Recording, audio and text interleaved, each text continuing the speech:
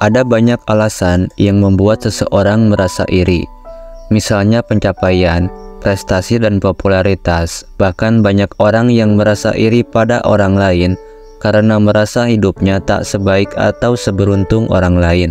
Mungkin banyak orang yang merasa iri denganmu, tapi kamu tak menyadarinya. Pada hari ini, kita akan membahas tentang tanda orang yang diam-diam iri denganmu. Jika kamu penasaran tentang tanda-tanda ini, pastikan kamu tetap di sini dan tonton video ini sampai selesai.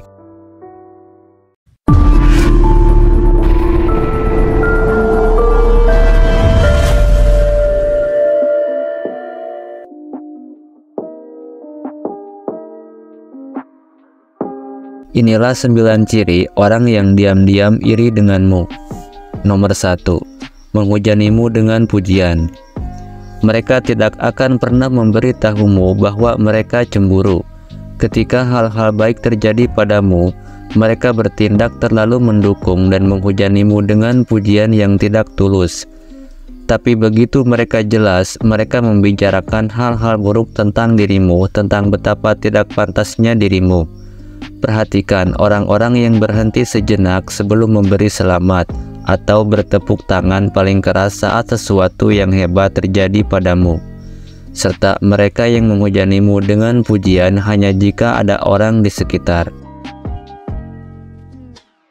Nomor 2. Meniru dirimu. Sementara psikologi percaya bahwa perilaku peniru adalah manifestasi dari kekaguman seseorang dan tanda sanjungan, tidak selalu demikian halnya dengan orang yang cemburu.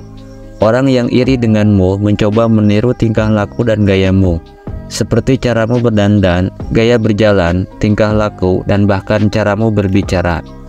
Pada awalnya, kamu mungkin merasa tersanjung, tetapi semakin kamu menyadarinya, semakin menjengkelkan. Orang yang cemburu tidak keluar untuk membeli ponsel yang identik dengan milikmu untuk menyanjungmu, mereka berusaha untuk mengikuti. Nomor 3. Menekan prestasimu. Saat bercakap-cakap, orang yang cemburu suka membuat dirinya merasa lebih unggul dengan terlalu menekankan pencapaiannya. Ini biasanya terjadi setelah kamu membagikan berita bagus, lebih sering daripada tidak. Ketika orang yang cemburu mencapai sesuatu yang besar atau kecil, mereka akan memberitahu seluruh dunia tentang hal itu. Perhatikan orang-orang yang memamerkan pencapaian mereka secara berlebihan. Biasanya mereka adalah orang-orang yang sangat tidak percaya diri, dan mereka akan melakukan apa saja untuk membuatmu merasa tidak setara dengan mereka. Nomor 4. Menyesatkanmu dengan memberikan rekomendasi yang buruk. Sekarang kamu harus tahu bahwa tujuan akhir orang yang cemburu adalah melihatmu gagal. Dan jika kamu meminta nasihat tulus dari seseorang yang cemburu kepadamu, orang itu akan menyabotase melalui tips buruk yang disengaja. Ingatlah bahwa orang yang cemburu tidak ingin melihatmu berbuat lebih baik dalam hidup. Misalnya, jika kamu berbagi rencana dengan mereka, mereka akan menjadi orang pertama yang mengajukan pertanyaan yang tidak perlu hanya untuk merusak rencana tersebut. Nomor 5. Menghujanimu dengan pertanyaan yang tidak nyaman. Saat bertemu orang baru, wajar jika mereka bertanya tentangmu. Begitu juga dengan orang yang cemburu. Nyatanya, orang ini akan menghujanimu dengan pertanyaan, namun dengan niat yang agak buruk. Mereka mungkin mengorek pengalaman, kesuksesan, dan tujuan masa lalumu untuk meneliti setiap informasi yang kamu katakan. Mereka akan terus-menerus memunculkan pertanyaan lanjutan, yang pada akhirnya akan membuatmu tidak nyaman saat percakapan berlangsung. Nomor 6. Mereka merasa puas dengan kesalahan dan kegagalanmu. Kemungkinan itu berasal dari orang yang cemburu, yang kepuasannya adalah kegagalanmu.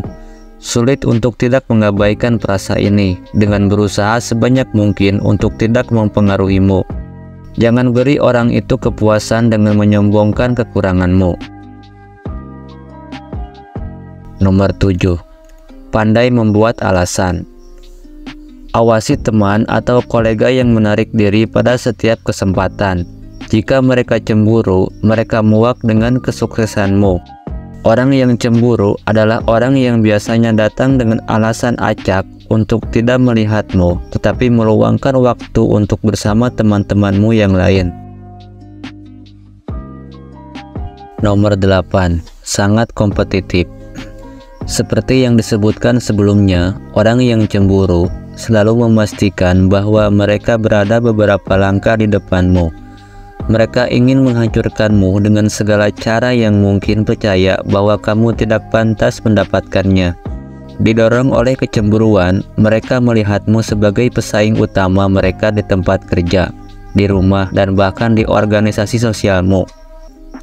Misalnya, mereka mungkin tidak pernah memakai sepatu hak tinggi sebelumnya, tetapi ketika mereka mengetahui bahwa kamu lebih sering memakainya di tempat kerja, mereka akan membeli beberapa pasang sepatu hak tinggi untuk mengalahkanmu.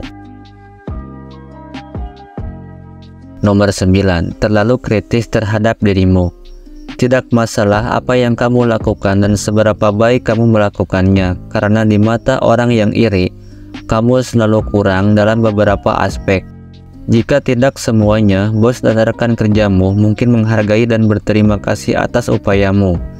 Tetapi rekan kantor yang iri akan menunjukkan kekurangan, secara terang-terangan mengabaikan semua upaya besar yang kamu lakukan di tempat kerja.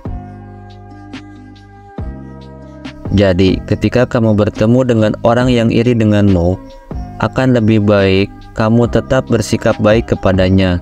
Hanya saja, kamu juga perlu membuat batasan dengannya agar dia tidak membuatmu terluka atau menghadapi masalah serius. Terima kasih telah menonton sampai akhir video. Jangan lupa untuk like, share, dan subscribe, dan aktifkan lonceng notifikasinya agar kamu tidak ketinggalan video-video menarik berikutnya. Dan sampai jumpa di video selanjutnya.